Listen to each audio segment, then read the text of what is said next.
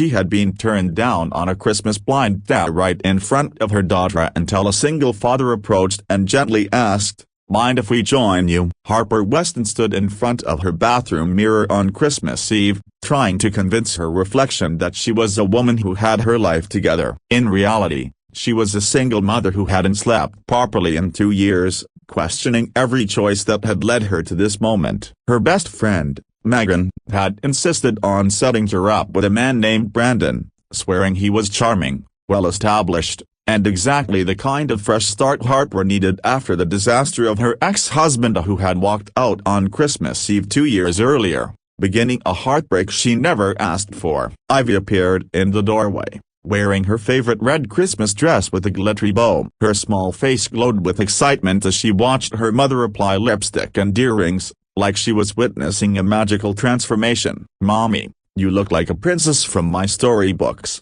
she whispered. Those words made Harper's eyes sting, but her bright little 5-year-old had been the only reason she survived the last 2 years. Every double shift, skipped meal, restless night, and overdue bill only felt bearable because of her. Then the phone rang, and Harper's carefully constructed plans collapsed in seconds. The teenage babysitter tearfully explained that her grandmother had been rushed to the hospital and she couldn't come, apologizing, wishing Harper a Merry Christmas. Ending the call before Harper could even breathe, she scrolled through her contacts, desperate for anyone who could watch Ivy on Christmas Eve with zero notice. But everyone was busy, unavailable, or ignoring their phone, as in normal people didn't spend Christmas rescuing exhausted single moms. Megan had been blunt when Harper called. "Just take Ivy with you. A decent guy won't mind, and if he does, better to know now." Harper wanted to argue but had no time, no babysitter, and no better solution. She knelt in front of Ivy and said, "Sweetheart, you're coming with me tonight. We're going on a little adventure." To Ivy, it sounded like a dream. She held Harper's hand tightly and asked, "Mommy, are we going to find you a prince?" Harper laughed, even though it hurt her because her daughter still believed in fairy tales despite witnessing her parents' marriage fall apart. "Let's just see if he's nice," she replied gently. They arrived at Evergreen Cafe. Copyright A. Warm lights wrapped around wooden beams, a huge Christmas tree glittering gold in the corner, and the cozy scent of cinnamon drifting through the air. Ivy gasped loudly enough that nearby tables smiled. Harper spotted Brandon in the corner, drink already in hand. He looked exactly like his picturesque tall, expensive suit, the kind of man who'd never had to struggle. Harper steadied herself, walked toward him with Ivy by her side, and immediately noticed his expression harden the moment he saw the little girl.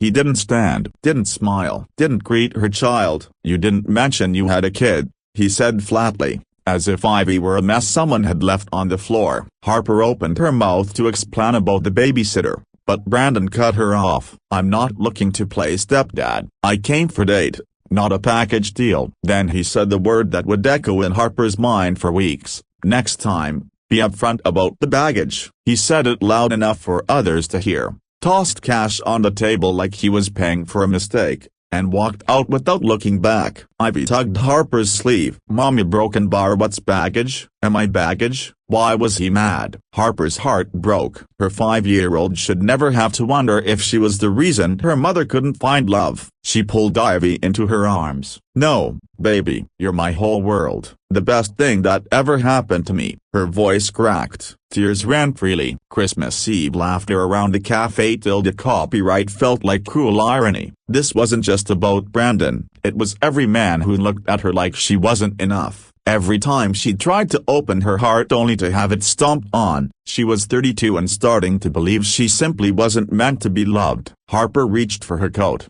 ready to escape the cafe. Copyright forever, when a gentle voice stopped her. "I'm sorry to interrupt, but I saw what happened." That guy was completely out of line. She looked up through blurry eyes. A man stood there with kind gray eyes, a soft expression, and the little boy holding his hand, a boy who looked about 7. The man crouched slightly. "My son and I were about to order dinner, and honestly a broken bar Christmas Eve feels too lonely to sit alone. If you're comfortable, maybe we could join you." His son waved shyly. "Hi, I'm Theo. Do you like dinosaurs?" Ivy's tear-streaked face lit up. I love dinosaurs. I have a T-Rex." Harper stared at this stranger, stunned. Men didn't just walk up to crying mothers with kindness, not in her world. But his eyes were warm, patient, real, and Theo was already chatting excitedly with Ivy. "You really want to sit with us, after all that mess?" Harper asked shakily. He smiled an honest,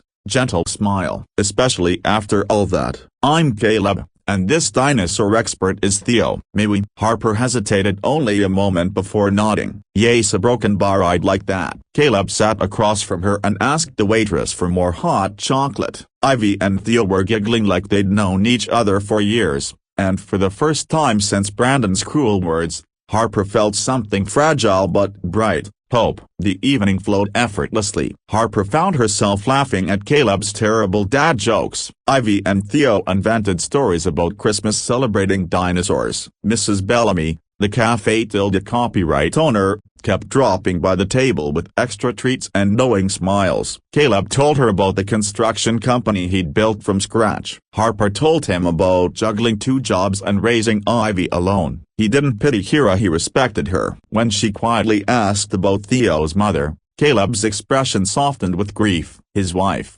Grace, had passed away from a sudden brain aneurysm 3 years earlier. Harper reached across the table and covered his hand with hers, offering sincere sympathy, not from obligation, but from deep understanding. Because she knew how it felt when your world fell apart, even if her heartbreak came from abandonment instead of loss. Abshahent to main next part B.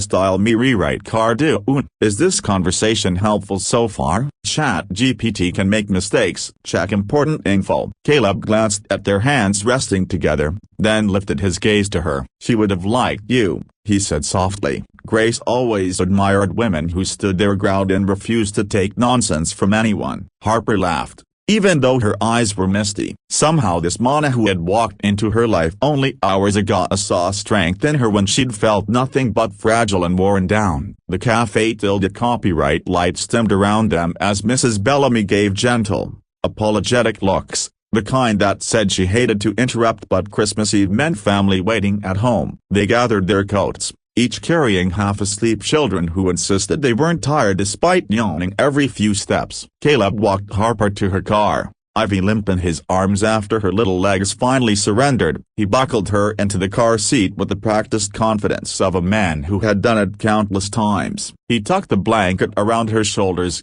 straightened the straps, and checked every buckly small gestures that made something flutter warmly in Harper's chest. Something she hadn't felt in years. He handed her a napkin with his phone number scribbled in messy handwriting. "In case you ever want to do this again." No pressure, no expectation, saw just 2 single parents trying to make it through the holidays. Harper took it with a real smile, the kind that softened her eyes. "No blind dates required." Caleb grinned. "Good. I think we've both survived enough of those for a lifetime." She laughed as she climbed into the car, glancing back in the rearview mirror to see him still standing in the parking lot, watching to make sure she drove off safely. The days after Christmas slipped into a rhythm of messages that started casually but quickly became the highlight of Harper's day. Caleb sent updates about Theo's latest obsession with dinosaurs, photos of disastrous dinners that made her laugh during her diner shifts, and jokes that arrived at the exact moment she needed them. He sent a picture of Theo wearing all his Christmas clothes at once, looking like a cheerful marshmallow. Harper responded with a video of Ivy singing a made-up song about Theo the Dinosaur King, declaring him the smartest creature expert in the universe. They meet for coffee while the kids were in school, and it felt strangely natural, as though it was a conversation they had paused rather than one they were starting. It came so easily that it scared Harper. Things that felt this good usually didn't last. Caleb told her more about Grace and the 3 years spent feeling like he was only half a person. Harper told him about David leaving on Christmas Eve, and how she'd spent months questioning her own worth before realizing he was the broken one all along. Weeks blurred together, then a month. Suddenly Caleb and Theo were part of Harper's everyday life in a way she hadn't planned and didn't quite know how to process. They spent afternoons at the park, where Caleb pushed both kids on the swings, complete with exaggerated sound effects that made them giggle uncontrollably. They had dinners in Harper's tiny apartment, and Caleb never once commented on the mismatched furniture or cramped kitchen. He simply rolled up his sleeves and helped cook while Theo and Ivy played in her room. Every night Ivy and Theo talked on the phone, rambling, imaginative conversations that could easily stretch past an hour. Harper would listen from the doorway, feeling a cautious, trembling hope she was almost afraid to name. Theo even made Ivy a friendship bracelet from beads and string, which she wore everywhere, even in the bath, until Harper had to gently explain why that wasn't a good idea. One evening, after the kids fell asleep during a movie marathon at Caleb's place, Theo murmured something half-dreaming as his father carried him to bed. "Dad, is Miss Harper going to be my new mom? She'd be a good one, and Ivy could be my sister." Caleb froze. He turned to Harper with an unreadable expression. She pretended she hadn't heard, though they both knew she had. Everything was going perfectly, which, of course, was when her past decided to claw its way back. David showed up at her door, polished and smiling like he hadn't abandoned them 2 years earlier. He claimed he'd heard she was seeing someone and wanted to make sure she wasn't bringing strange men around his daughter. Harper stood there, arms crossed, letting years of swallowed anger rise. She reminded him calmly that he'd given up the right to have opinions the night he walked out without a backward glance. His expression cooled instantly at the face she remembered from their worst arguments. He suggested he might speak to a lawyer about custody since she clearly wasn't making responsible decisions. The threat hung between them like poison. Harper didn't tell Caleb. She was ashamed, afraid, and unwilling to drag him into her chaos when their relationship was still delicate. Instead, she pulled away, canceled plans, took longer to reply, hid behind exhaustion. Caleb noticed. He always noticed. Eventually, he knocked on her door after the kids were asleep, his expression tight with concern. He asked what was wrong. She tried to deny it, but the worry in his eyes broke her resolve. Everything spilled out of David's threats, her fear of losing Ivy, the shame, the panic, the exhaustion. Caleb listened without interrupting once. When she finished, he held her hands and said, "I'm not him. I'm not going anywhere just because things get hard. You don't have to carry this alone anymore." She wanted to believe he may God. She wanted to, but fear wrapped too tightly around her heart. "I need time," she whispered. "I'm sorry, a broken bar. I just need time." His expression fell, and she closed the door softly between them. She sat on the kitchen floor afterward,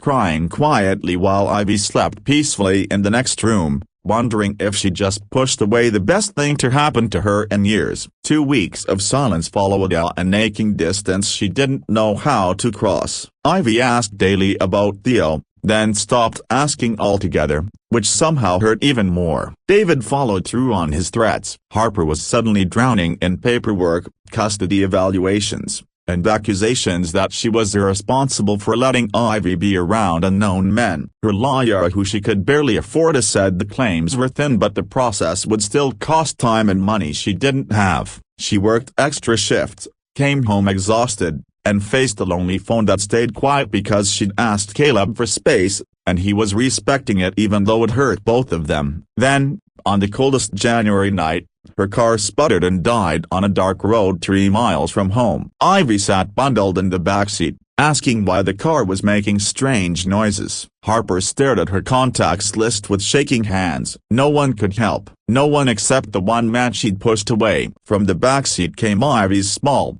sleepy voice. "Mommy, broken bar. Why don't you call Mr. Caleb? Theo said he can fix anything." Harper looked at the phone, terrified of calling, terrified of not calling. Before she could talk herself out of it, she pressed his name. He answered on the first ring. "Harper, are you all right?" The warmth in his voice broke her. She burst into tears before she could even explain. When she finally managed to tell him where she was, he didn't hesitate. "I'm coming. Stay in the car. Keep the doors locked. I'll be there in 15 minutes. He hung up before she could apologize again. 14 minutes later, his headlights appeared in the rear-view mirror like a beacon cutting through the darkness. He ran to her car without even zipping his jacket. He didn't check the engine first. He didn't ask questions. He just pulled her into his arms in the freezing air while she cried against his chest. Then he fixed the car, just a loose battery cable from the cold. After that, he told her to follow him